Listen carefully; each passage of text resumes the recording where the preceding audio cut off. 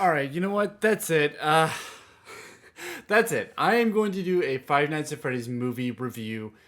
I don't know if there will be spoilers. If there are spoilers, then I'll put a warning in the beginning. But I'm going to try and keep this sweet and concise of what my thoughts are on the movie and try not to ramble off too much. I've just been debating if I even want to make this video because it's not the kind of video I'm used to making, and I'm not used to watching review videos as it is, so I don't really have any sort of reference to be able to make this video. So if I'm just gonna give my thoughts, and hopefully I can make something happen in the editing to make sure it's not completely boring. And if anyone likes it, then wants me to do more reviews in the future, absolutely I will. But this is gonna be a first time because Five Nights at Freddy's was a very special movie to me.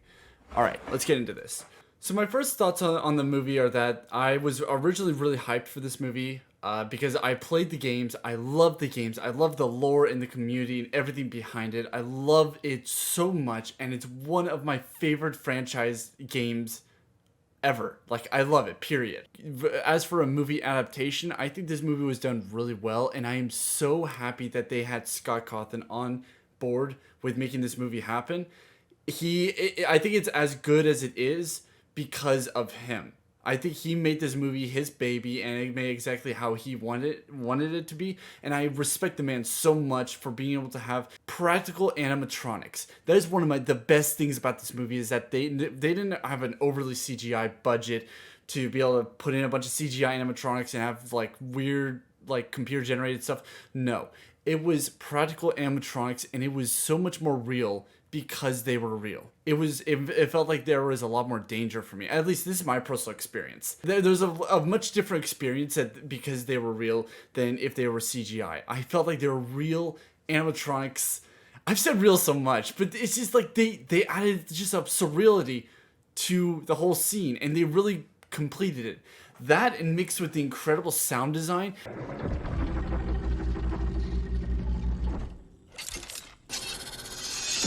It made some scenes like perfect. It made it so incredible and made it so much more intense and violent, and made it so much more impactful. And I really love what they did with the sound design. It was like they chose the right. They chose both things right. The great practical effects and great sound design. That is what completed those together. I don't think if they had good sound design, I don't think the practical effects would have worked, and I don't think the practical effects would have worked if the sound design was bad. Both go both ways. One of the things I did want to comment was that the theater was full completely. That never happens. At least, like, maybe for the Taylor Swift documentary that was released, but I don't really remember the last time that I saw a full theater. And I don't know if it's because I was just going at weird times to the theaters, which I don't know if I was, or because there were so many people that were so in love and passionate and hyped for this movie. I just had a thought. What if everyone's wanting to switch to streaming services is because people keep making crappy movies and nobody wants to see them, so movies are not filled, so they're like, let's just release it to streaming services. That is a weird thought, but this one is a movie experience. And I understand that everybody has their own thoughts about this movie. I completely get that. And I respect everybody for having their own individual thoughts. And I can see that the critics were pretty harsh on rating this movie. They rated it 25% fresh tomatoes. That is really harsh, but I don't feel like that should stop them from making sequels to this movie, because the audience score was 89%. This movie, as someone put it, which is a great way of putting it, was a love letter to the fans. And that is a great way to put it. Us fans are loyal and passionate for the game so much, and we've dissected the games completely of what Scott has made, and we love this movie. Like the fans, they're like, actually no, not all the fans. Like, this is just, if it's not your cup of tea, that's fine. But for the people that loved it, I just think it's great that some people were able to find exactly what they wanted in this movie and had their expectations blown away. And if people didn't have their expectations blown away, that's okay. You're either not a Fnaf guy, or you're just not this movie just didn't rub you the right way. As for a horror movie, though, I do like that they kept the like they had an intense vibe to it. Like they kept like the like what's gonna happen type of vibe, but it wasn't too crazy to where you couldn't watch it. I have that problem a lot with movies. I hate horror movies. I do not like them. I get so freaked out and it feels way too real for me, and it feels like my life is legitimately in danger.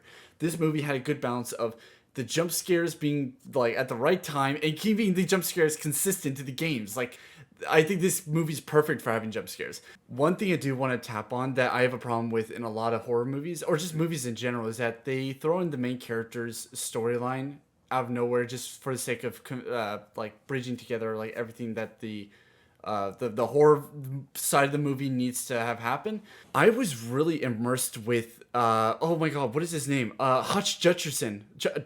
Is that his name? I don't know if that's his name. Josh Hutcherson. Josh. No, it's Josh Hutcherson.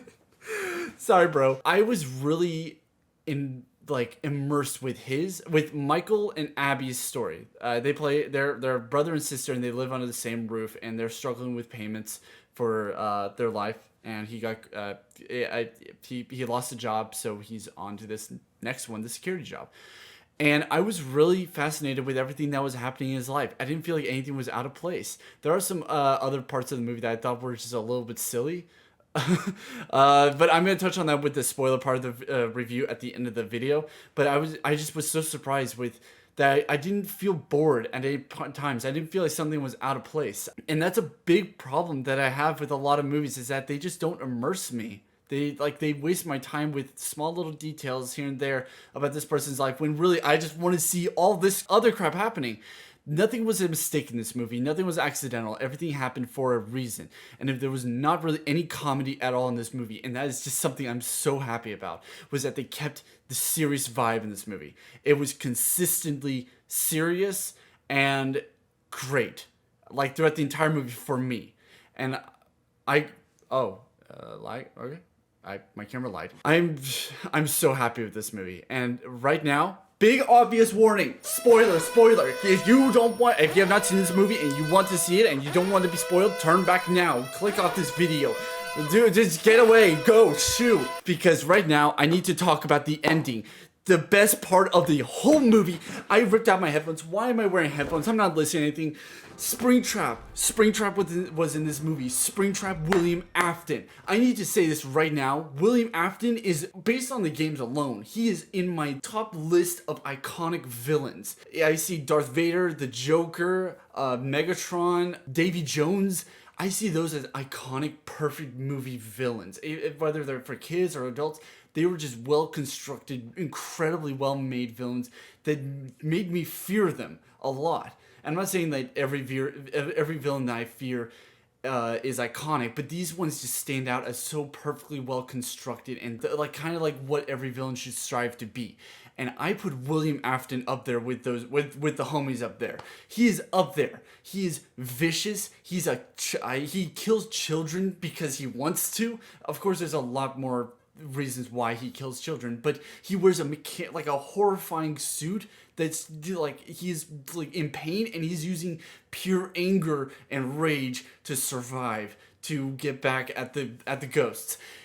When he came into this movie, he was incredible. It was like the way that it was staged, everything was like the way his introduction was perfect. His glowing eyes in the dark was the first thing you see, and then you see the yellow suit just kind of slowly withered and deteriorated. Him coming out of him fighting Josh, or I guess Michael in the movie, was amazing. I liked that it was kind of it turned kind of into an action movie, but then it just didn't fall too much into Michael didn't hold his own. He was getting his ass kicked by William, and William clearly had the upper hand. He had a knife, and he was clearly a huge threat to William, and he controlled all the animatronics and the children. I'm guessing that's by the fact that he's wearing a suit, and he the picture on the wall says that he was kind of a good guy.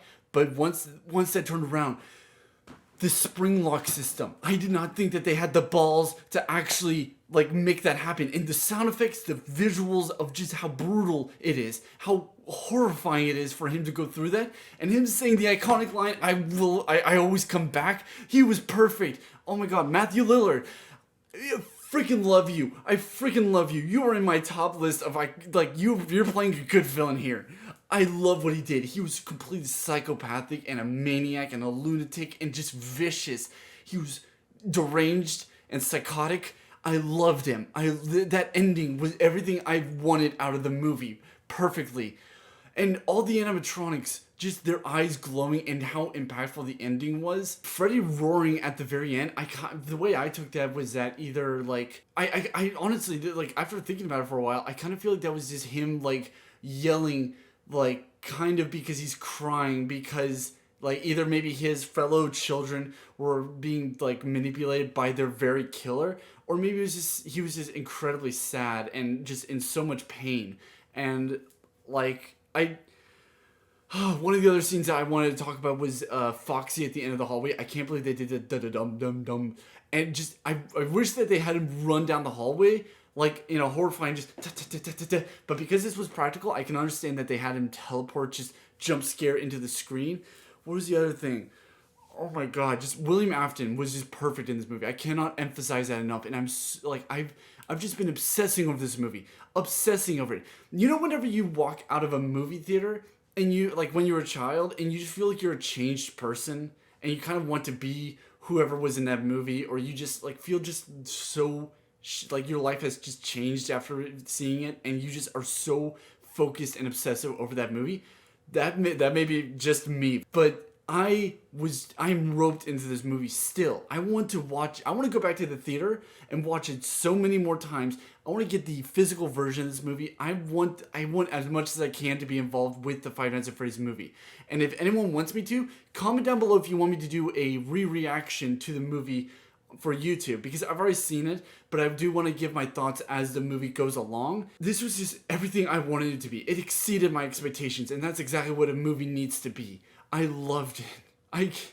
And that is because I'm such a huge Fnaf fan. I do want to watch it again just to make sure I'm not falsely like giving this, or I want to watch this movie again just to make sure I'm not missing anything as to like what the flaws would be in this movie, because I kind of feel like it's too good to be true that this movie was perfect for me. For me, you may have your opinion of what the movie is, but this movie did it for me. And I definitely think everyone needs to see this movie. I don't think it's like one that you can properly judge. If you're into Five Nights at Freddy's and you hear that the reviews are bad, or even like some people are saying it's bad, I say still go see it. It's definitely worth seeing it for yourself. Even if you come out of it still saying like, they were right, I didn't like it. You still at least went and saw it, and you might have come out of it saying that you really enjoyed it. But it's just weird. It's like like the skirt picture where some people see blue and white, and some people see gold and white or something, or gold and blue. I don't know what the colors are. Some people see different colors. That's what this movie is. You go into it and you just have no idea if it's good or not, because there's such mixed reactions of it. Overwhelmingly good reactions, but there's still a good amount that are saying that it's not good. Oh my god, I want to do a reaction so badly, but I'm just afraid that I'm gonna watch it and I'm gonna expect everything that will happen, and it won't be a pure raw reaction.